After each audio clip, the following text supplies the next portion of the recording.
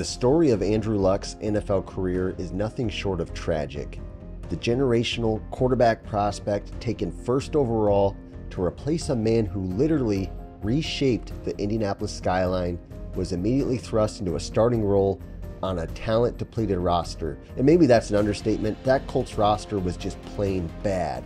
But the pressure on Luck to perform at a high level immediately was just unmeasurable. Now, most people know how the story went for Luck. He had great early career success, which led Colts owner Jim Irsay to predicting multiple Super Bowl wins for the Colts under Luck's guidance. But unfortunately, the Colts' offensive line was terrible.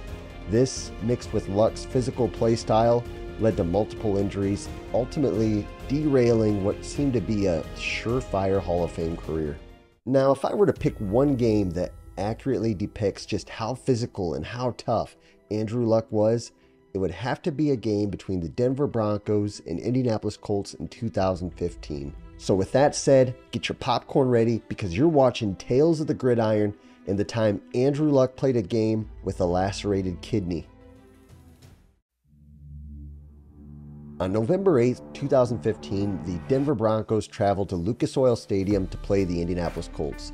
The Broncos were good. They were just good, they were undefeated, and the Colts were struggling. At 3-5, the Colts were just trying to find a way to get back in the playoff picture. This game ended up being Peyton Manning's last game in Lucas Oil Stadium, as he went on to retire with the Broncos after they won a Super Bowl later that season. And just a reminder, the Broncos were good, and it wasn't just because of their offense. Their defense was stifling, leading the league in many categories such as sacks, passing defense, overall defense, and scoring defense. And because of this great defense and an already struggling Colts team with a bad offensive line, the Colts were a nearly 5-point underdog at home, with a loss that would nearly drop the Colts' playoff odds to 0.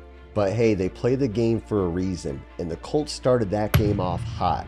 After one half of play, the Colts found themselves up 17-7. But they were still playing Peyton Manning, and although he wasn't the player he used to be, he still had some magic left in him, and he found a way to bring the Broncos back to tie the game at 17-17. And as the Colts and Broncos entered the fourth quarter, Luck had the ball in his hands, trying to will his team back into the playoff race and beat his predecessor. So he took off on a scramble and got crushed hard, staying down for just a second, but he popped back up. The next play, Andrew Luck tossed a touchdown. The next drive, well, he led the Colts downfield to get in field goal range to take the lead again.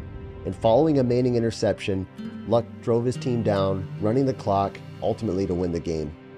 All seemed well in Indianapolis until the next morning. Luck woke up and noticed blood in his urine.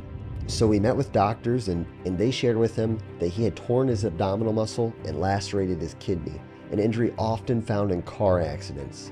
And those injuries sustained were a result of the hit early in the fourth quarter, the one where Luck went 5 for 7 for 64 yards and a touchdown pass after that hit. Luck then returned in 2016, but played the entire season with a torn labrum in his throwing shoulder, which required surgery. Unfortunately, that shoulder surgery caused him to miss the entire 2017 season.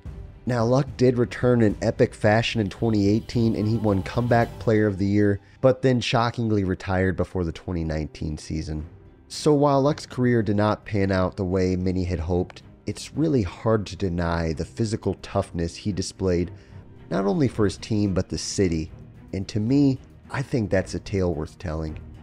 I thank you so much for watching this episode of Tales of the Gridiron.